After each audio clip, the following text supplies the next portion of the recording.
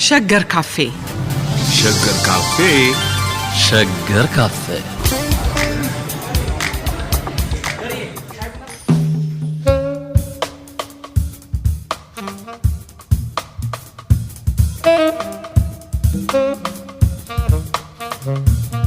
ከ1909 እስከ 28 ያለውን የኢትዮጵያን ታሪክ የሚመረምረው ውይይት ዛሬም ቀጥሏል። ዶክተር ተካልኝ ወልደ ማርያም እና ዶክተር ዮናስ አሸኔ እኛ ጋር ስለሆናችሁ በጣም አመሰግናለሁ።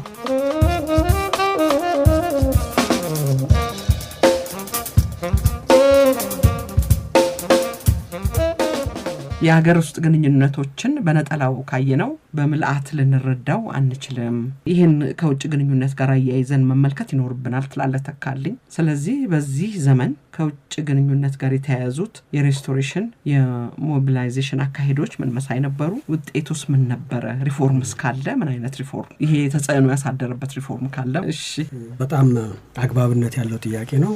ውይይቱም ደግሞ ብዙ እንደዚሁ ከኢንተሌክቹዋል ልውውጥ ባለፈ ከፍተኛ ጠቀሜታና አግባብነት ያለው መሆኑን እገነዘባለሁ። ለምንድነው እንደዚህ የምለው?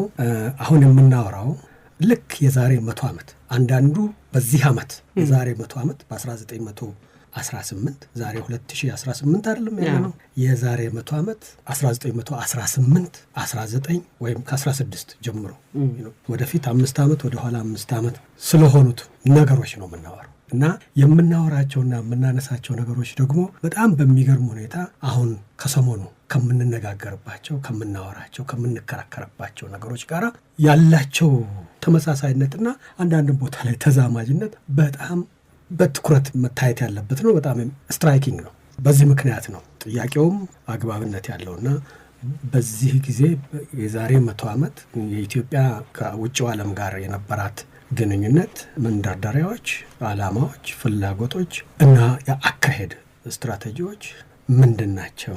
ኃይል የማሰባሰብ፣ ድጋፍ የማሰባሰብ፣ አቅም የማሰባሰብ አካሄዶች ምንድን ናቸው? ሲጀመር ምንን ለማሳካት ነው የሚለውን ጥያቄ በጣም አግባብነት ያለው እና እኛ በጀመርንበት በእነዚሁ በእንግሊዝኛ ቋንቋ ሪስቶሬቲቭ የምንለው በአማርኛ ግን መልሶ አንድ ነገር መልሶ ለማደራጀት፣ መልሶ ለማቋቋም፣ መልሶ ለመፍጠር ከዚህ በፊት የነበረን ነገር መልሶ በአዲስ መልክ እንደገና ለማዋቀር ከሚደረግ ነገር ጋር ነው የምናየውና ዘርፎር በዚህ ዘመን በዚህ ጊዜ ውስጥ በዚህ ንዑስ ክፍለ ዘመን ውስጥ ዋና ዋናዎቹ የኢትዮጵያ ሬስቶሬቲቭ ፐርሱት ወይም የኢትዮጵያ በነ ዮኒ ቋንቋ የውጭ ግንኙነት መሰረታዊያን እግዚአብሔር ይስጥልን ምንድን ናቸው እንል 2-3 ነገሮችን ማንሳት ይቻላል። በመጀመሪያ በሁለት ትላልቅ ዘርፎች ብንከፍላቸው ይጠቅማል ብዬ አስባለሁ። ከዛ ሌሎቹ የሁለተኛው ዘርፍ ዝርዝር አካላት ነው የሚሆኑት በኔ አትሊስት አሁን በማስብበት አይነት አካሄድ። አንደኛው እና ዋናው በዚህ ጊዜ ሪስቶር ማድረግ የተፈለገው ኢትዮጵያን በዓለም አቀፉ ማህበረሰብ አስተሳሰብ፣ አካሄድ፣ አደረጃጀት ወይም የሐሳብና የንግድ ወይም በተለያየ አይነት መልክ ያሉ ልውውጦች ውስጥ መልሶ ማስገባት ነው። መልሶ ማስገባት የሚለው እኔ የፈጠርኩት ቋንቋ አይደለም። ያን ጊዜ ይህንን ጉዳይ ማራመድ አለብን ብሎ ያሰቡ ሰዎች አስበውና ተልመው ኢትዮጵያ ከባህር በርና ከዓለም አቀፉ ግንኙነት ዓለም አቀፉ አውድ ወደ ኋላ እንድትሸሽና ወደ ውስጥ እንድትርቅ የተደረገው በቅርብ ጊዜ በተፈጠሩ እና በጣም ብዙ ጊዜ በሚያሳዝኑ ሁኔታ ወደ ኋላ እንድትሸሽ በመደረጉ እንጂ ከዚህ በፊት ኢትዮጵያ ዓለም አቀፋዊ ግንኙነቷ እንደ አገር ከመመስረቷም እና ከረጅሙ ታሪኳ ጋር የተያያዘው የኢትዮጵያ የዓለም አቀፉ ማህበረሰብ አካልነት ጋር ነው። የኢትዮጵያን ታሪክ ከውጭ ግንኙነቶቿ ለይቶ በፍጹም ማወቅ አይቻልም። ይሄ በአለፉት ጥቂት 10 ዓመታት ውስጥ እና ግፋቢል ከ19ኛው ክፍለ ዘመን ሁኔታዎች ጋር ተያይዞ ከዛ ወዲህ በመጡት ነገሮች ተያይዞ ነው እንጂ ወደኋላ ይሄድ ነው።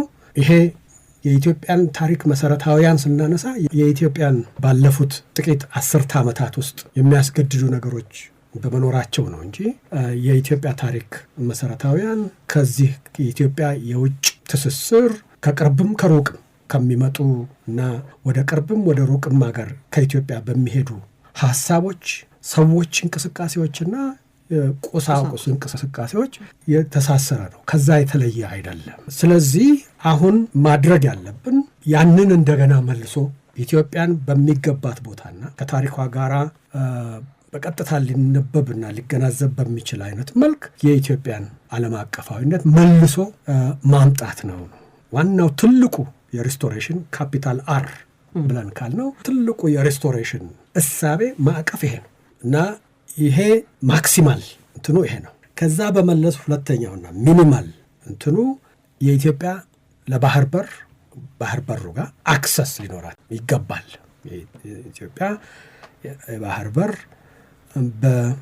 አሁን በቅርብ ጊዜ ከመጡ ኃይሎች ጋራ በድርድር እና በውይይት አሁን የመጣ ቋንቋ አይደለም፣ ሰጥቶ በመቀበልም የኢትዮጵያን የባህር በር አክሰስ እንደገና ማምጣት አለብን የሚለው ሐሳቤ ነው። ያን ጊዜ እንግዲህ ይህንን ለአሁኑ ጊዜ ለዚህ ጊዜ የሚበጀው ኢትዮጵያ ቀድሞውንም የዚህ ባለቤት ነበረች፣ በግፍ ነው የተወሰደብን እና መልሰን ማግኘት አለብን፣ መብታችን ነው የሚለውን ፎርሙሌሽን በመግፋት ሳይሆን በልጅ ኢያሱ ጊዜ ተሞክሮ የነበረውን ደግሞ ይህንን አስፈላጊ ከሆነ ተጨማሪ መስዋዕትነት ከፍለን በኃይልም ቢሆን መሞከር አለብን የሚለውን አጀንዳ ይዞ በመሄድ ሳይሆን አሁን ኢትዮጵያ ወደ ዓለም አቀፋዊ አቋሟ መመለስ እና እሱ የሚያስከትላቸው የብዙ አይነት መንገድና መልክ ያላቸው ልውውጦች የዕቃዎች እንቅስቃሴም የሰውም እንቅስቃሴም የንግድ ይሆናል፣ ዲፕሎማቲክ ይሆናል፣ በተለያየ አይነት መልክ የሚመጡት እንቅስቃሴ ትራፊኩ ይሄ ትራፊክ አዲሱ ኢትዮጵያን ወደ ዓለም የመክፈትና ዓለምን ወደ ኢትዮጵያ የማስገባት ትራፊክ ከበዛ ምክንያት የሚመጣው ትራፊክ ያስፈልገዋል። ይሄ እና ከዛ ጋር አያይዞ የማቅረቡ ስትራቴጂ ነው የተመረጠው ያን ጊዜ እና ያ ማለት ያንን የባለቤትነት ጥያቄን አባንደን ማድረግ ጨርሶ አለማንሳት ምናምን አይደለም። እንደውም በኋላ እንደምናየው ለሀገር ውስጥ አድማጮች ይሄ ጉዳይ ሲቀርብ ያው የራሳችን ነው፣ ቀድሞም ገንዘባችን የነበረ ነው፣ ቀድሞም የኛ የነበረ ነው፣ የተወሰደብንም በግፍ ነው የሚለው ነገር እንዳለ ነው። እንትኑ ይቀጥላል እና ነገር ግን አሁን ላለው ከውጭው ጋር ለሚደረገው የሐሳብና የዲፕሎማቲክ ተራክቦ ይህንን ከማጉላት ይልቅ ይሄ አሁን ኢትዮጵያ ወደ ዓለም አቀፍ እንትኗ ሪስቶርድ ስትሆን ስትመለስ ይሄ የግድ የሚል ነገር ስለሆነ ይሄ የሚስተናገድበት የኢትዮጵያ የባህር በር መዳረስ ጉዳይ ኢምፖርታንት ነው የሚል በዛ የተቀመረ በዛ ሐሳብ የተቀመረ በዛ አይነት መልክ የሚቀርብ ስትራቴጂን የተከተለ ነው። ይሄ የባህር በር ጥያቄ ጉዳይ በዛ ጊዜ የዛሬ 100 ዓመት as we speak ዛሬ አሁን በምንነጋገርበት ጊዜ ይሄ ነበር የሚነገረው፣ ይሄ ነበር አካሄዱ እና ሶስተኛው ከሪስቶሬቲቭ መልሶ መደራጀት አለበት ተብሎ ይካሄድበት የነበረው ኢትዮጵያ የአድዋ ጦርነትን ተከትሎ በተደጋጋሚ እንዳልነው ድል አድራጊነቷ ብቻ ተወስዶ የጠየቀችው ነገር ሁሉ የተፈቀደላት ወይም የተለቀቀላት አገር አልነበረችም። ማክሲማል ፍላጎቷ አልተሟላም እና ብዙ ገዳቢና ቅሬታን የፈጠሩ የሚያሳዝኑ ነገሮች ተጭነውባት ነበር እና በዚህ ምክንያት በተለያየ አይነት መልክ የአገሪቱን ሉዓላዊነት የገደቡ ተጽዕኖች በትምህርት ጥቅስ ውስጥ በስምምነት መልክ የተቀመጡ ብዙ ውሱንነቶች ነበሩ እና ከነዚህም ውስጥ በዘዴና በብርታት አገሪቱን ለማውጣት ጥረት ማድረግ አለብን። ስለዚህ የአገሪቱ ሙሉ ሉዓላዊነት በተቻለ መጠን መመለስ አለበት። ሪስቶር ፉል ሶቨረንቲ እሱ ቴሪቶሪያል ሊሆን ይችላል በውስጥም እና ጁሪስዲክሽናል ማለት የገቨርንመንት የመንግስትን ስልጣን በተመለከተም የተደረገው እሱን አሬንጅመንቶች ነበሩ። በዳግማዊ ምኒልክ ጋራ በተደረጉ ስምምነቶች ነው ይህንን የምንለው ከአድዋ ማግስት እና እነዚህን ሊሚቴሽንስ እነዚህን ውሱንነቶች ደግሞ በተቻለ መጠን ማስወገድና የኢትዮጵያን ሉዓላዊነት ሙሉ ማድረግ ያስፈልጋል የሚል እሳቤም ነበረበት። ስለዚህ ሪስቶሪንግ የሀገሪቱን ሙሉ ሉዓላዊነት እንደገና መልሶ የማቋቋም ሙከራ መደረግ አለበት የሚል ነው እና ከዛም በተጓዳኝ በተቻለ መጠን የሀገሪቱንም እና የተቋሞቿንም ክብር መመለስም በተለይ በኋላ እንደምናየው ይሄ ለውስጥ አድማጮች ለውስጥ ኃይሎች በሰፊው የሚሰበክ ነገር ነበር እና አንዳንድ ነገሮች አቺቭድ ሲሆኑ እንደ አጼ ቴዎድሮስ ዘውድ መመለስ ከእንግሊዝ ሀገር ያኔ በመቅደላ ጊዜ የተወሰደ የተዘረፈ ዘውዳቸው ተመልሷል። ያ መመለስ ማለት የኢትዮጵያ ክብርና የኢትዮጵያ ማዕረግ ሞገስ እንደገና የመመለስ ስራ ውጤት ነው ተብሎ እንደቀረበው አይነት በተለያየ አይነት መልክ የኢትዮጵያን ኢሜጅ የኢትዮጵያን ማንነት የኢትዮጵያን ክብር በዓለም ላይ እንደገና መልሶ ድሮ ቀድሞ በፖርቹጊዞች ጊዜ ገናና በነበሩበት ጊዜ ቱርኮችም የሚሉበት ጊዜ ኢትዮጵያ የፕሪስተር ጆን ሀገር ተብላ ተፈልጋ እና ገናናነቷ ታውቆ ክብር ኖሯት የመጣች ሀገር የሚለው እንትን አለ አይደለም እና ይሄ ሀገር ክብር ያለው ስም ያለው ዝና ያለው ታሪክ ያለው ሀገር ስለሆነ ይሄም እንደገና በዓለም አቀፉ ማህበረሰብ ዘንድ መታወቅ አለበት እና ያን ክብር መመለስ የሚለውም ነገር አለበት ከዚህ እና እነዚህ ይመስሉኛል ዋና ዋናዎቹ በዚህ ዘመን የተደረጉት የመልሶ መያዝ የመልሶ ማግኘት የመልሶ ማቋቋም እሳቤ የሚገዛቸው እንትኖች እና ይሄም ሆኖ ግን የመልሶ ማደራጀት ማቋቋም ጥንካሬ ማምጣት መልሶ አክሰስ ማግኘት ምናምን የሚለው ነገር እንዳለ ሆኖ በዛ ጊዜ የአገሪቱ የፖለቲካ ስልጣን የያዙ ኃይሎች በግልጽና ራሳቸውን በደንብ አድርገው አብራርተው በሚጽፉበት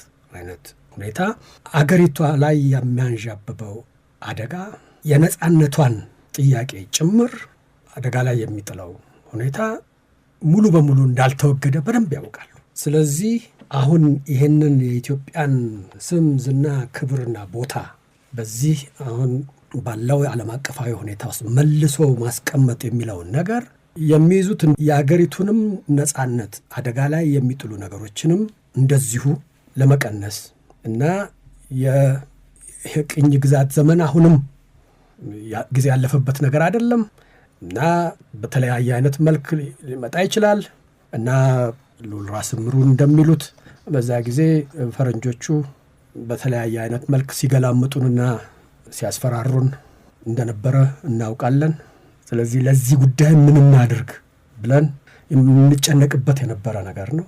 ስለዚህ የኢትዮጵያን ነጻነት ለመከላከል ከአጥቂም ለመከላከል አደጋ ቢመጣ ለመከላከል እንዴት አቅም እንፍጠር እና ለዚህ እንዴት እንዘጋጅ፣ የጦር አቅማችንንም ቢሆን እንዴት አድርገን እናደራጅ፣ በዚህ ባለንበት የከበባ ሁኔታ እንዴት አድርገን እናደራጅ። ይሄ የምናሳድረውና ጊዜ የምንሰጠው ነገር አይደለም። አደጋው አሁንም አለ ከሚለው ነው ተነስተው የሚያደርጉት። ስለዚህ ኢትዮጵያን እንደገና ትልቅ የማድረግ ኢትዮጵያን እንደገና እንትን የማድረጉ ነገር ኢነወይ የአገሪቱ ሉዓላዊነት አደጋ ውስጥ ነው ከሚለው ነገር ጋር በተቃርኖ የቆም ነገር አይደለም። እነዚህ ሁለቱ ዜርፎር ይሄ የመከላከል ይህንን ነገር ሬዚስት የማድረግ ዲስካሬጅ የማድረግ ነገር ሆኖ አቅምንም የመጨመር ነው። አብዛኛው ስለ ባህር በር ወይንም ስለ ውጭ ግንኙነት የሚደረገው ክርክርና ንግግር የኢትዮጵያን ነጻነት እንዴት ነው ከአደጋ የምንከላከለው፣ እንዴት ነው አቅሙን የምንጨምረው፣ የጦር መሳሪያዎችን ከማስገባት ጭምር ባዕድ በያዘው የቅኝ ገዢዎች በያዙት ድንበርና ኬላ እንዴት አልፎ ነው የሚገባው፣ ይሄ እንዴት ነው ይሄ አቅም የሚፈጠረው የሚለው ነገር ስለሚያስጨንቃቸውም ጭምር ነው። ስለዚህ የኦፌንሲቭ ብቻ ሳይሆን ዲፌንሲቭም ስትራቴጂ ያለበት ነው እና ከዚህ ከከበባው ዓላማዎቹ ከበባውን እንዴት እንስበር የሚለው የዛ ግራንድ ስትራቴጂ አካል ነው እና እንግዲህ እንዴት አድርገን አዳዲስ ኃይሎችን ሞቢላይዝ እናርግ፣ አዳዲስ ኃይሎችን ሞቢላይዝ እናርግ። በዚህ ነው ከሞቢሊዜሽኑ ጋራም የሚያያዘው የዚህ የሪስቶሬቲቭ ስትራቴጂ አካል ነው ሞቢሊዜሽን በዚህ ጊዜ እና ምን አይነት ኃይሎችን ምን አይነት አቅሞችን ከየት ቦታ ከየት ዓለም ወደዚህ ወደ ኢትዮጵያ ዋና ጉዳይ ኃይል በሚሆኑበት አይነት መልክ እናሰባስብ የሚለው ነገር አለበት እና የኢትዮጵያን ግንኙነቶች እነኚህ ከሶስቱ በተለይ እዚህ አንገቷን ማንቁርቷን አንቀው ካሉት ከሶስቱ ኃይሎች ባለፈ እንዴት አድርገን እናስፋው፣ እንዴት አድርገን ዳይቨርሲፋይ እናድርገው፣ እንዴት አድርገን እናብዛው፣ እንዴት አይነት የተለያዩ አይነት እና ግንኙነቶችንና ወዳጅነቶችን ፓርትነርሽፕስ እንዴት አድርገን እናደራጅ፣ እንዴት አድርገን በሌላው ዓለም ላይ ያለውን እውቀት ስለ ኢትዮጵያ እንዴት አድርገን እንጨምር እና ቅድም እንዳልኩት ይሄ አዌርነስ አባውት ኢትዮጵያ የኢትዮጵያን ሶቨረንቲ ግሎባሊ እንዴት አድርገን ነው የምናራምደው እና እንደዚህ አይነት ዓላማዎች ያሉት ነው እና በተለይ የኢትዮጵያን የውጭ ግንኙነት በዚህ በአፍሪካ ቀንድና በባህር በሩ እና በቀይ ባህርና በኢንዲያን ኦሽን ማዕቀፍ ውስጥ እና የቅኝ ገዢዎች ከአፍሪካ ህዝቦችና አካባቢዎች ወይም መንግስታት ወይም ኃይሎች ጋር በሚያደርጉት ቅንብር ውስጥ ግንኙነቶች ውስጥ ካለበት ማዕቀፍ ከዚህ አፋኝ ማዕቀፍ እንዴት አውጥተን ስፋት እንስጠው እና የሚል እሳቤ ያለበት እና ይሄ የኢትዮጵያን ኤክስተርናል ሶቨረንቲ የውጭ ሉዓላዊነቷን የማስፋቱ ጉዳይ የኢትዮጵያን ቴሪቶሪያል ሶቨረንቲ ነው የኢትዮጵያን የግዛት ሉዓላዊነት ከመከላከል እና ከማዳን ከመጠበቅ ጋር የተያያዙ ናቸው ነው። በሁለቱ መሃል የማይለያይ ቁርኝት የነበረበት እሳቤ ነው እና እነዚህ ነበሩ ዋና ዋናዎቹ እሳቤዎች እና ከዚህ ጋር በተያያዘ ብዙ አይነት እንቅስቃሴዎች አክቲቪቲስ፣ ብዙ አይነት አካሄዶች ነበሩ። በዚህ ውስጥ ብንረዳቸው በደንብ የምንረዳቸው እና ይሄ ነው የሚገልጸው ከልክ የመጀመሪያው የዓለም ጦርነት በእነዚህ አሁን የኢትዮጵያ አንዳንዴ ጎረቤቶች የሚባሉት አንዳንዴ አካባቢ ያሉ ቅኝ ገዢዎች የሚባሉት በእነሱ ድል አድራጊነት ሲጠናቀቅ ጀምሮ ይሄ የእነሱ ድል አድራጊነት ኢትዮጵያ ላይ ተጨማሪ ጫናና ተጨማሪ ይገባኛል ጥያቄ ይዞ ተጨማሪ ፈተና እንዳያመጣ ቀድሞ በመንቀሳቀስ በተቻለ መጠን አደጋውን መቀነስ ባለበት እንዲቀር ማድረግ ከተቻለ መሞከር የሚለው ነገር ነው የነበረበትና የተደረጉ ብዙ እንቅስቃሴዎች አሉና በዚህ ውስጥ ነው የመጀመሪያው እና በኢትዮጵያ ታሪክ ምናልባት ተወዳዳሪ የማይገኝለት ወደ ውጭ ኢትዮጵያንና የኢትዮጵያን ሀሳብ የኢትዮጵያን ጉዳዮች ይዞ ወደ ውጭ መሄድ ነው። ግንኙነቱን እዚሁ በጅቡቲና በአዲስ አበባ በአስመራ ወይ በአሰብና በኢትዮጵያ በሞቃዲሾና በአዲስ አበባ ሳይሆን ወደዛ ይዞ የመሄድ ሊትራሊ ጦርነቱ እንዳለቀ ጀምሮ የድል አድራጊዎቹን ሁሉ እንኳን ደስ ያላችሁ ለማለት ጭምር የኢትዮጵያ መንግስት ተጣድፎ ነው ልኡካንን የላከው እና ይሄ እንግዲህ ኢትዮጵያ እዚህ ቁጭ ብላ የምትጠብቃችሁ ከድላችሁ ተነስታችሁ የዛ ድል ውጤት ኢትዮጵያ ላይ ተጨማሪ አቅም የሚሰጣችሁ አድርጋችሁ እንዳታዩን እኛ በተለያየ አይነት መልክ ይሄንን የእናንተን ድል የምናደንቅ ምናልባትም እንደዚህ ያድርጉት እንጂ እኛም አስተዋጽኦ ያደረግንበት ነው የሚል በኋላም ኢንፋክት የጣሊያን ንጉሠ ነገሥት እንትን እንዳሉት ኢትዮጵያ በጦርነቱ ጊዜ ያደረገችልንን እርዳታ እናመሰግናለን የሚሉ እስኪደርሱ ድረስ የሄደ ነገር ነው እና ይህንን ይዞ የሚሄድ ዴሊጌሽን በየተለያዩ አገሮች ሄደው በዛውም ውስጥ እንግዲህ ኢትዮጵያ በአዲሱ የዓለም ድህረ ጦርነት የነሱ ከሰላም ስምምነቱን ተከትሎ ከዛ ጋር ተያይዞ በሚመጣው ነገር ውስጥ ሁሉ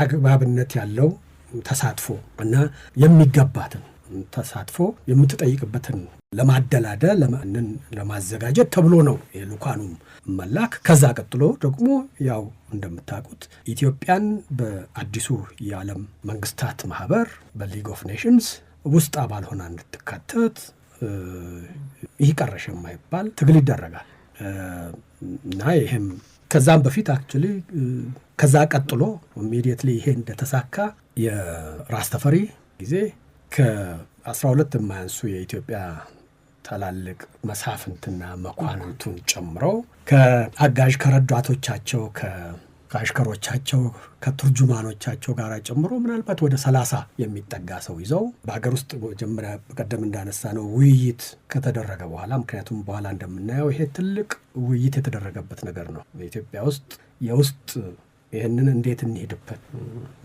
ወደ ማህበራዊ መግባቱ ነው ውይይቱ ወይንስ አጠቃላይ ስትራቴጂውን በተመለከተ እና ያም የእኛን ኬዝ ሄደን እዛ በየቦታው ሄደን የእኛን ጉዳይ ማስረዳት እና ለዛ አቅም ማሰባሰብ አለብን፣ በአካል በፊዚካሊ መሄድ አለብን የሚለውንም ነገር ማስረዳት አስፈላጊ ሆኖ ነበር። ብዙ ክርክርም ነበረበት በኋላ እንደምናየው እና ይሄ ነው በ1916 ዓ ም ጓዛቸው ሸክፈው ራስ ተፈሪ የውስጥ የመንግስቱን አስተዳደር እስከዛም ድረስ ብዙ የሚጠራጠሯቸውና የሚፎካከሯቸው አካላት ሁሉ ባደራ አስረክበው ፊታውራሪ ሀብተ ጊዮርጊስ ነው የሄዱት ውጭ እና ይሄ ፐርሰናል ይሄ ዲፕሎማሲ ምንም እንኳን ወዳጆቻችን መንግስታት ስለጋበዙን እዚህ ሀገር ተጠርተን ተጋብዘን ቢባልም ያ ጥሪና ግብዣ ዲፕሎማቲክ ፕሮቶኮሉ የግድ የሚለው ነገር ስለሆነ እንጂ ይሄ የኢትዮጵያ ዓላማና የኢትዮጵያ ፍላጎት ነው። ጉዳዩን ሄዶ የቦታው ማስረዳት እና አዳዲስ ወዳጆችን ለማፍራት መሞከር፣ አዳዲስ ግንኙነቶችን መፍጠር፣ አዳዲስ ስፋት ያለው ከመንግስትና ከስልጣን አካባቢዎችም ውጭም ቢሆን ከተለያዩ ድርጅቶችና ማህበረሰብ አካላት ጋራም እንደዚሁ ግንኙነትና ትስስርን መፍጠር፣ እነዚህ ሁሉ ነገሮች ያሉበት ጥረት ለማድረግ ነው ወራት ፈጀ። የአውሮፓና የመካከለኛው ምስራቅ የሜዲትሬኒያን ሀገሮችን ከዚህ ከግብጽ ጀምሮ ኢየሩሳሌምን ኦብቪየስሊ ጨምሮ ግሪክን ጨምሮ ከዛ አውሮፓ ውስጥ ፈረንሳይን ፓሪስን መንደርደሪያና መመለሻ አድርጎ የተለያዩ ከነኚህ ከሶስቱ ሀገራት ውስጥ ኦፍኮርስ ኢንቴንሲቭ አክቲቪቲ ነበር። ግን ከነዚህም አልፎ በግል የመንግስት ለመንግስት አይነት ግንኙነት ኮንቴክስት ብቻ ሳይሆን ዴሊጌሽኑ አባላት በራሳቸው ኢኒሼቲቭ ከፍለው ጠይቀውና ተደራድረው ከተለያዩ አካላት ጋር ግንኙነትን የሚፈጥሩበትን ሁኔታ አድርገው ነው የተመለሱት እና ይሄ ፐርሰናል ዲፕሎማሲ ፊዚካል ቱር ይባላል፣ ጉብኝት ይባላል። ነገር ግን ቤዚክሊ የኢትዮጵያን ጉዳይ የማስረዳት እና የኢትዮጵያን አቅም ለመጨመር የተለያዩ ትስስሮችን የመፍጠር ሆን ተብሎ የተደረገ ታስቦበት የተደረገ ተመክሮበት የተወሰነ እንቅስቃሴ ነው። በዛው ልክ ኢትዮጵያውያን የኢትዮጵያ መሪዎች የኢትዮጵያ ትላልቅ ሰዎች አዳዲሶቹንም ምሁራን ጨምሮ ነው በተርጅማንነት የሚሄዱት እነሱ ናቸው። ነገሮችን በማስረዳት የሚሄዱት እነዚህ ናቸው። እነሱን ይዞ በሄድና እዛ ሄዶ ማስረዳት ብቻ ሳይሆን ዓለምንም ደግሞ ወደ ኢትዮጵያ መጋበዝ የሚያስፈልግ ነገር መሆኑን በማሰብ በጣም ብዙ ጎብኚዎች ወደ ኢትዮጵያ እንዲመጡ መጋበዝ፣ ማበረታታት እሱ ነበር ሌላው አክቲቪቲ፣ ሌላው መርሃ ግብር ድርጊት ግብር እና ይህ አንዱ አክቲቪቲ ነው እና በየቦታው በየመንገዱ በየሁኔታው በተቻለ መጠን ድርድሮችንና ውይይቶችን አድርጎ በተቻለ መጠን አንዳንድ ስምምነቶች ላይ መድረስ፣ በተቻለ መጠን የህግ ኃይልና አቅም ያላቸው ከተገኙ ማድረግ፣ ባይሆንም እንደዚሁ የሐሳብ የመግባቢያ ዛሬ መግባቢያ ስምምነት የሚባላል ያኔ በወረቀት ባይቀመጥም መግባባትን መፍጠር እና በተቻለ መጠን የሚገኙት ማንኛቸውም አይነት ስምምነቶች ደግሞ የህግ አቅም እንዲኖራቸው ያኔ ኢትዮጵያ በአዲስ የገባችበት የመንግስታቱ ማህበር እንዲመዘግባቸውና እንዲይዛቸው ለእነሱ ማሳወቅ የሚል ነገር አለበት ስትራቴጂው። ቅድም እንዳልኩት ደግሞ እግረ መንገድ የሚሰሩ ስራዎችም ነበሩ አይደል? በጣም ብዙ በተቻለ መጠን ምሳሌ እንድትሰጠኝ ስለምፈልግ እኮ እንድንረዳው ነገሩን አንዳንድ ምሳሌዎች እንድታነሳ ብዬ ነው። እንግዲህ ከጣሊያን ወረራ በፊት ከሆነ ምናልባት አይቀሬ መሆኑን ከገመቱ ወደፊት ጦርነት እንደሚመጣ ለዛ መሳሪያ መጠየቅ ምናልባት በተጓዳኝ ከሚጠየቁ ነገሮች አንዱ ሊሆን ይችላል። ምሳሌዎችን እንጠቅሳለን። አሁን የአክቲቪቲዎቹና ስትራቴጂ ወይ ሞቢሊዜሽን የሚለውን ቃል አሁን በዚህ ውስጥ ይሄ የስትራቴጂው አካል ነው። ሞቢሊዜሽን እንደ ስትራቴጂ ነው። የኢትዮጵያን ነጻነት መከላከል በአንድ በኩል የኢትዮጵያን ደግሞ ዓለም አቀፋዊ ማድረግ የኢትዮጵያን ሉዓላዊነት የዛ ስትራቴጂ አካል ነው። ይሄ የተለያዩ ኃይሎችን ማሰባሰብ ካል ነው ሞቢሊዜሽን የዚህ እና የኢትዮጵያን አክሰስ ወደ ዓለም አቀፋዊ ገበያዎች ገበያ ራሱ ያኔ ከገበያ ውስጥ ምን ይገኛል እዚህ ቁጭ ብሎ በፈረንጅ አማካሪዎች ወይም በሶስቱ መንግስታት የዲፕሎማቲክ ተወካዮች ወይም ኤጀንቶች ወይም ጥሰውና አልፈው መጥተው ይህንን ሽጥላችሁ ይህን ትፈልጋላችሁ ከሚሉ የግለሰብ ነጋዴዎች አልፎ ገበያውን ዓለም አቀፍ ገበያውንም ራሱን መቃኘትና ባለበት ሄዶ መፈለግና ለዚህ ለትልቁ ዓላማ የሚውልበትን ነገር ማድረግ ነው። ያን እዛም የሚገኙ አቅሞች አሉ። በዛው ልክ እውቀትም አለ፣ ዓለም አቀፋዊ እውቀት አለ። በዛ በተለያዩ ዘርፎችና ስምሪቶች ያሉ ብዙ አይነት ፈርጅ ያላቸው የእውቀት ክምችቶች አሉ።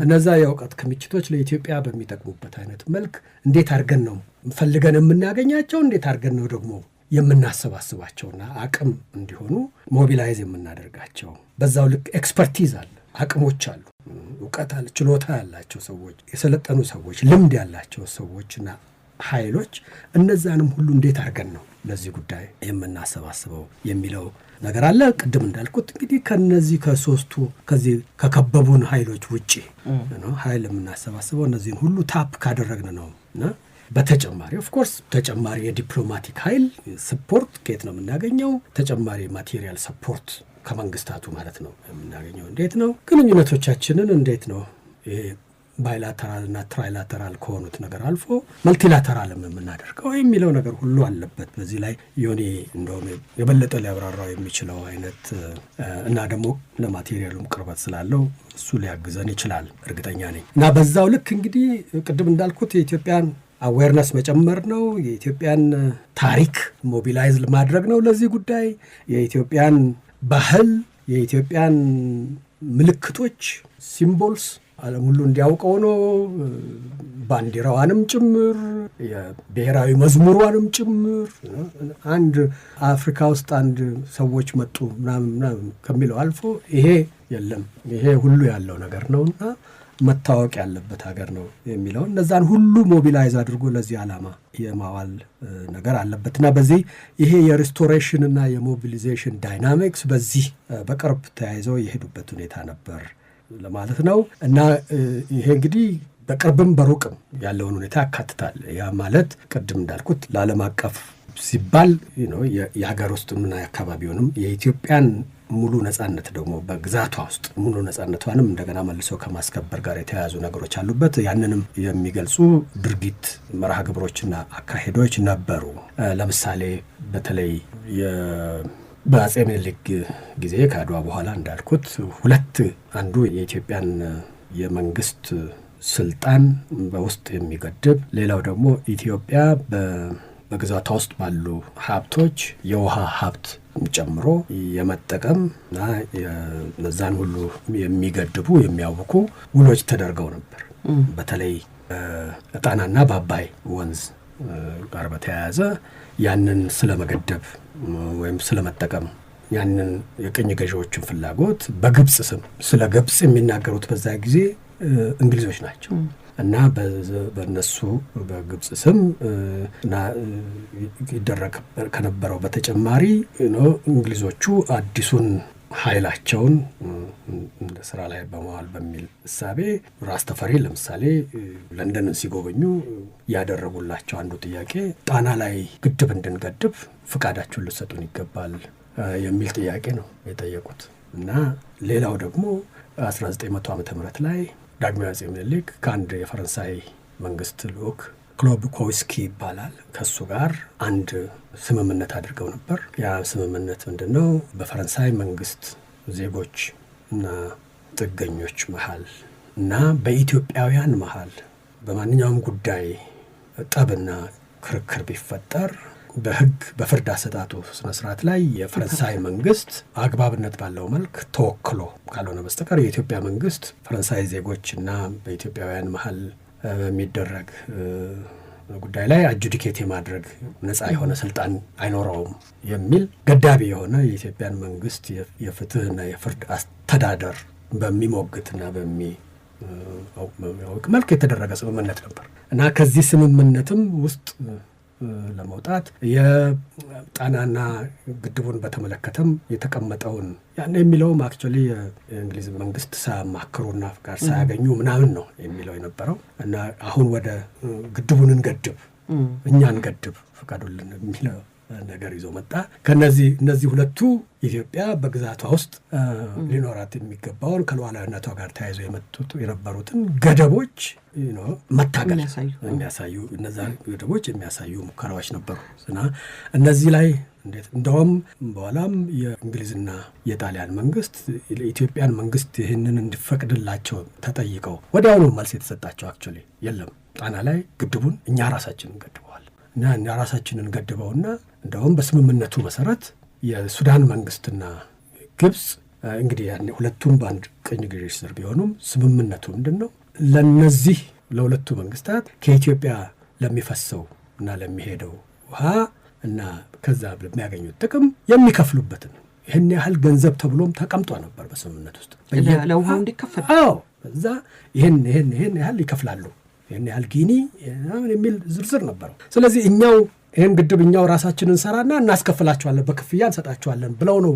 ለእንግሊዝ መንግስት ቀጥታ መልስ የሰጡት ያን ጊዜ አፄ ኃይለ ሥላሴ በጉብኝቱ ላይ እና እንግሊዞቹ አዲስ አቅም አለን በኢትዮጵያ ላይ በሚል ጣሊያኖቹም በኋላ እንደምናየው ኢትዮጵያ ላይ አዲስ አቅም አለን ሊኖረን ይገባል ከሚል ተነስተው ኢትዮጵያ የሊግ ኦፍ ኔሽንስ አባል በሆነችበት ማግስት ብዙ ጊዜ ሳይወስድ በ1918 ዓመተ ምህረት ልክ የዛሬ 100 ዓመት እንግሊዝና የጣሊያን መንግስታት በግል ተስማምተው በኢትዮጵያ ጉዳይ ላይ ስምምነት ላይ ደረሱ።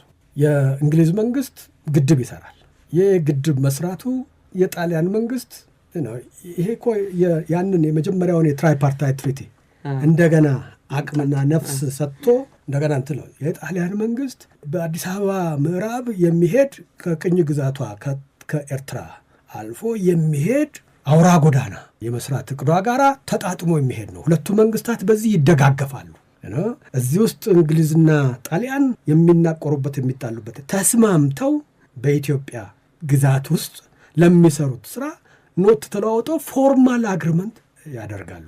የሚገርመው ያንን ፎርማል አግሪመንት ልክ ቀድሞ ሶስቱ መንግስታት ለዳግማዊ አፄ ምኒልክ እንደላኩት አይነት አድርገው እነዚህም እንዲያውቁት ይደረጋል። የመንግስታቱ ማህበርም የሚያውቀው ነገር ይሆናል እና ያ ሁኔታ ሲፈጠር የኢትዮጵያ መንግስት አዲስ የተፈጠረውን አባልነቱን በመጠቀም እነዚህን ሁለቱን መንግስታት በቀጥታ እንደውም ያን ጊዜ ይሄ መደረጉ ለኢትዮጵያ መንግስት በቀጥታ ሳይላክ ቀድሞ በአውሮፓ ጋዜጦች ላይ ስለታተመና ስለወጣ ከዛ ላይ ፒክ አድርጎ የብርሃንና ሰላም ጋዜጣ ነው የሚያትመው እንዲህ አይነት ነገር ውል ተደርጓል አሉ ምናምን የሚል ነገርና ከዛ ተነስቶ የኢትዮጵያ መንግስት እልህ አስጨራሽ አቤቱታ ማቅረብ ብቻ አይደለም መሞገት ይህንን መብት እንዴት አንድ የዓለም መንግስታት ማህበር አባል የሆነ ሀገር ከ56 ሌሎች ሀገሮች ጋራ ማህበርተኛ የሆነ ከነሱ እኩል የህግ እና የሉዓላዊነት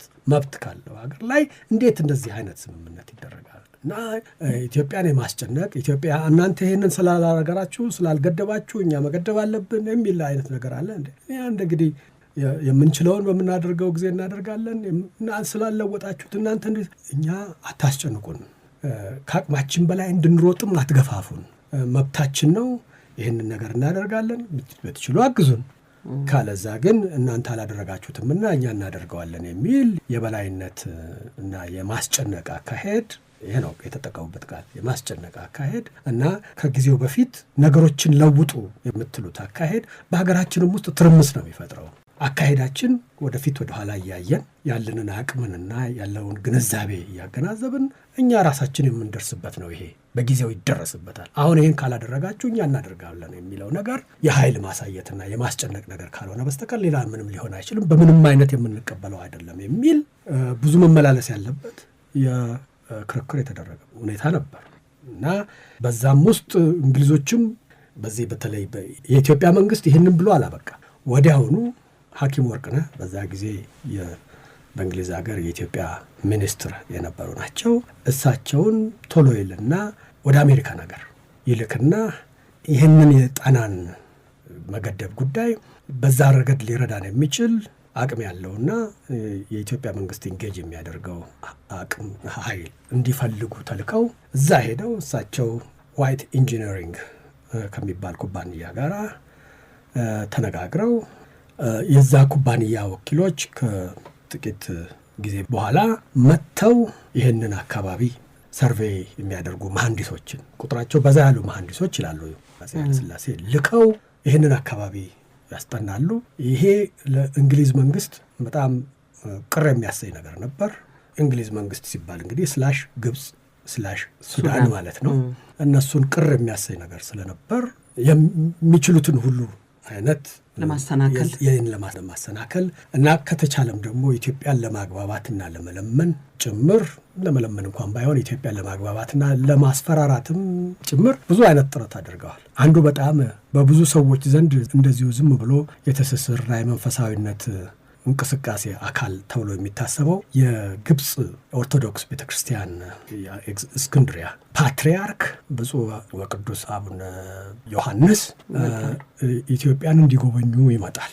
ብፁዕነታቸው መንበረ ማርቆስን ከተቆጣጠሩና ፓትርያርክ ከሆኑ ዓመት አልሞላቸው እና እድሜያቸውን በጣም የገፋና የደከሙ ሰው ነበሩ እና ለውጭ ጉዞና ለጉብኝት እና ለመንፈሳዊ ስራ ብለው ተነሳስተው የሚሄዱበት አቅምና ሁኔታም አልነበር። ነገር ግን እንደሚመስለኝ በዚህ መረጃ ላይ ይሄ የተመሰረተ ነው፣ ይሄ ንባቤ ብዬ የምከራከረው ነገር አልነበረም። የእንግሊዝ መንግስት የኢትዮጵያ ቤተክርስቲያን ከእስክንድሪያ ጋር ያላትን የወላጅነትና የልጅነት ግንኙነት በመጠቀም ሄዶ የግብፅ ህዝብ እኮ ከኢትዮጵያ ህዝብ ጋር ለ1600 ዓመት የዘለቀ ወዳጅነት ያለው ትስስር ያለው እና የኢትዮጵያን ልማትና እድገት የሚወድ እና ማንኛውንም ነገር የተጠየቀውን ነገር በፍቃዱና በፍላጎት ከፍተኛ የወንድማማችነት መንፈስ ለኢትዮጵያ የሚያበረክት መምህራንን በመላክ ጳጳሳቱን ቀብቶ በመላክ ለዚህ ያደረገ እና ለ113ቱም ፓትርያርኮች 113 ደርሰው ነበር ያን ጊዜ። እሳቸው 113ኛ 14ኛ ናቸው። ለዛ ጊዜ ሁሉ ያንን ያደረገ ነው የሚል መንፈስ ያለው አብዛኛው እዚህ መጥተው ለተደረገላቸው አቀባበል እንኳን ያንን ሁሉ መሳተፍ አልቻሉም። ስለደከሙ መንገዱ አድክሟቸው ስነ ስርዓቶች ውስጥ እንኳን መሳተፍ አልቻሉም። ግን በተቻለ አቅም እንዲታዩ ተደርጓል። በተደረገው ስነ ስርዓት ላይ ግን ያደረጓቸው ንግግሮች 3/4ኛዎቹ ስለ ግብፅና ስለ ኢትዮጵያ ወዳጅነት ነው እንጂ ስለ መንፈሳዊ ቁርኝቱ አልነበረም። ፖለቲካ ነው። ይህንን የኢትዮጵያንና የግብፅን ተያያዥነት ተሳሳሪነት ኢየሱስ ክርስቶስ በቅዱስ ማርቆስ በኩል ያስተማረን ነው። ያ መንፈስ ያለበት ነው እና አገልግሎታችንም የሁለቱን አገሮች ቁርኝት በማጠናከር ረገድ ነው እና እዚህ የመጣሁት እሱንም ጭምር የዋና ነጥቤ ይላሉ። ካስፈለገ በኋላ እናነበዋለን ንግግሩን። ዋናው መልእክቴ ከግብፅ ጋር ያላችሁ ትስስር ቁርኝት አስፈላጊና በጎ ለእናንተም የሚበጅ መሆኑ ወንድማማችነታችን ላይ የተሳሰ እና የፖለቲካና የዲፕሎማሲ ስራ እንዲሰሩ ኦልሞስት ተገፋፍተው የመጡ መሆናቸውን የሚያሳይ እስከዛ ድረስ የደረሰ ይህንን የኢትዮጵያን መልሶ ሉዓላዊነቷን በግዛቷ ውስጥ ባሉ ሪሶርሶችና እንትኖች ላይ የምታደርገውን ሙከራ ለመገደብና ለመቀነስ የተደረገ ሙከራ ነው እና ትንቅንቅ የነበረበት ሁኔታ ነው።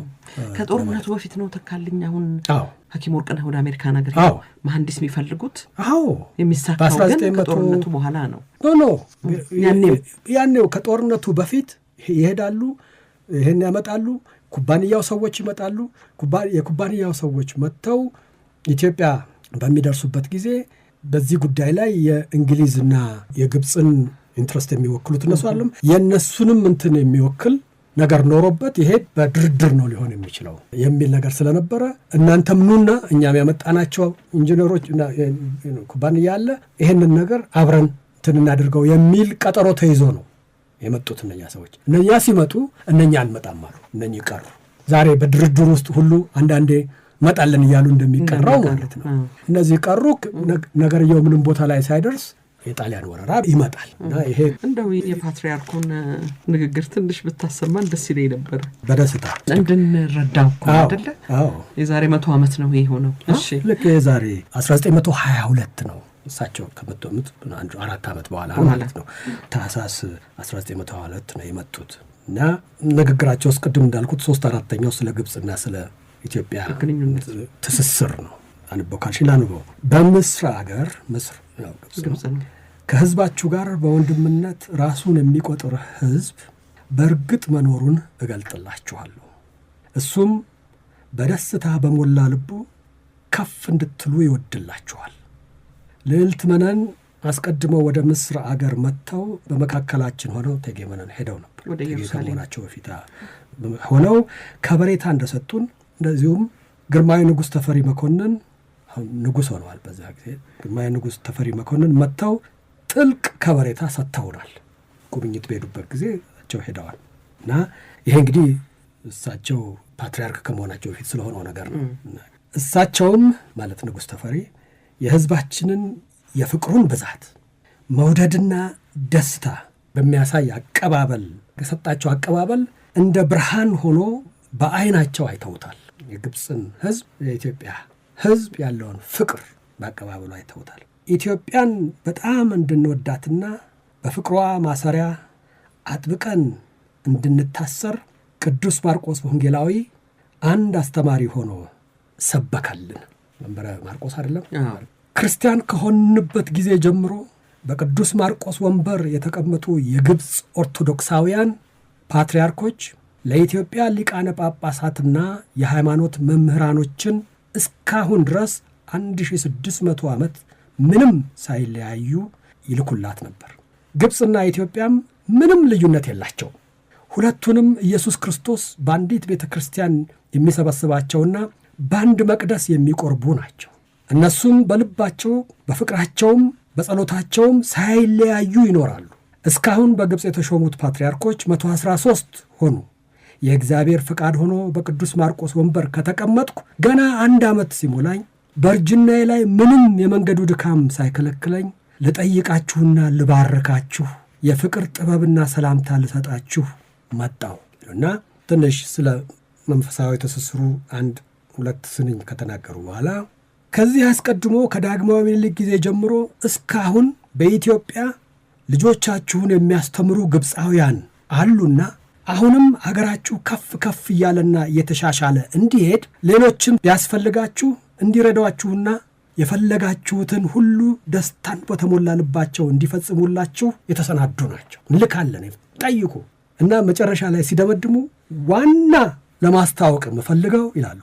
ይሄ በራሳቸው ቋንቋ ነው። ዋና ለማስታወቅ የምፈልገው ጎረቤት የሆነ ሕዝብ በወንድምነቱ ጥልቅ በሆነ ፍቅሩ ሀብትና በረከት ይመኝላችኋልና ከዚህ ሕዝብ የምትፈልጉትን ወንድም ከወንድሙ ለመጠየቅ እንደሚገባ እንድትጠያየቁ ይገባችኋል። ይሄ ነው ዋና ሜሴጅ። የመጨረሻውንም ሀሳብ ብትለው በጣም ከሸገር ጋር የሚገናኝ ነገር ማለት ኢትዮጵያ ለዘላለም በስልጣኔ በነገራችን ላይ ኢትዮጵያ ለዘላለም ትኑር የሚለው ከዚህ በፊት በውይይታችን እንዳልኩት ከፊትም ከኋላም የሚያጅበው ብዙ ነገር ነበር። ኢትዮጵያ በዚህ ጋር ኢትዮጵያ በእርሶ መሪነት ሁሉም ማለት ኢትዮጵያ በነጻነቷ ታፍራለች ተከብራ የሚለው አለ። ኢትዮጵያ በስልጣኔ እየገፋች የሚል አለ እና ለነገስታቷ ብቻ ረጅም ዕድሜ ሳይሆን ለኢትዮጵያ ረጅም ዕድሜ። ነገር ግን ባለጉዳዩ የሚናገረው ሰው የሚያራምደው ነገር ያን ጉዳይ የሚለውን ነገር ከኢትዮጵያ ዘላለም መኖር ጋር ብዙ ጊዜ ሲያያይዘው ይችላል። ሸገር ብቻ ነው በነጠላው ነው ዝም ብሎ መኖሯ ብቻ በቂ ነው ያለው። እችን ነገር እንድናነሳት አስበው ነው ዮናስ። እና ከዛ ስኮላርሺፕ ይሰጣል። በነገራችን ላይ አንድ ፈኒ ነገር አለ። እኚሁ ፓትርያርኩ ኢትዮጵያውያንም እዛ ግብፅ መጥተው እንዲማሩ ፈቅዳለን ይላሉ። የኢትዮጵያ መንግስትም ደግሞ ግን እዚህም ደግሞ ቤተ ክህነት የግብፅ ክህነት እዚህ ግብፃውያንና ኢትዮጵያውያን የሚማሩበትም ቦታ ትምህርት ቤት መክፈት እንፈልጋለንም ያሉት ነገር ስለነበር እንደውም ይኸው ወዲያውኑ ከዚህ ሳይሄዱ የኢትዮጵያ መንግስት ቤት አዘጋጅቶ ትምህርት ቤቱን እዚህ መክፈት ይቻላል ብሎ ያዘጋጀላቸው ነበሩ።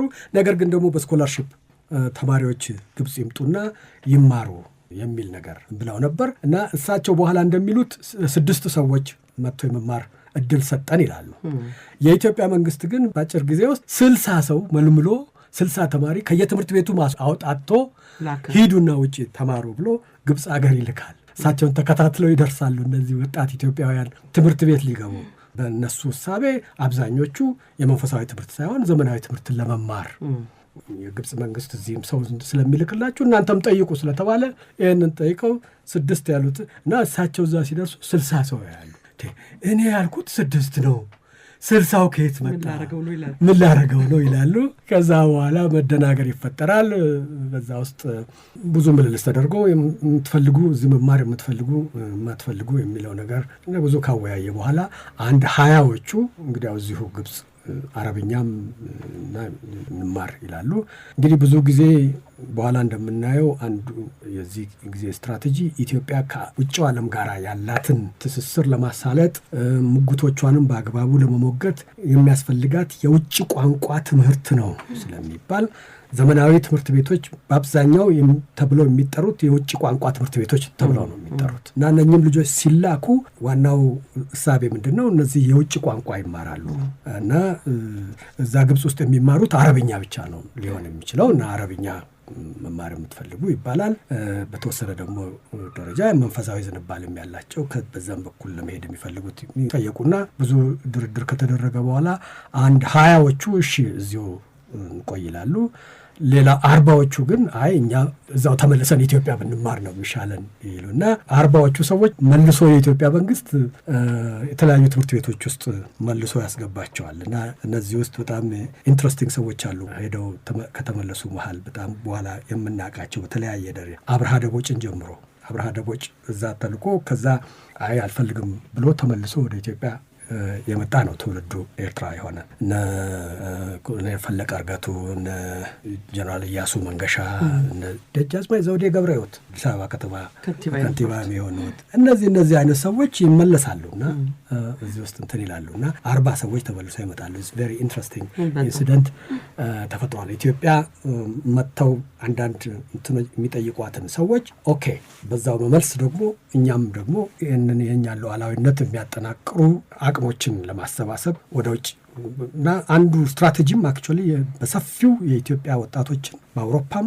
በመካከለኛው ምስራቅም በተለያዩ ቦታዎች የመላክና ይህንን አቅም አሰባስበው ይዘው እንዲመጡና የኢትዮጵያን ትግል እንዲያግዙ የማድረግ ስትራቴጂ ስለነበር ከዛ ጋር የተያያዘም ነገር ነው ለማለት ነው።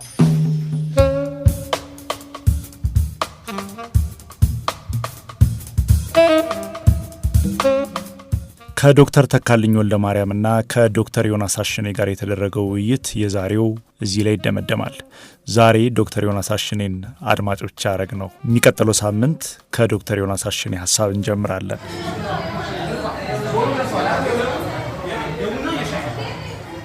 ሸገር ካፌ ሸገር ካፌ ሸገር ካፌ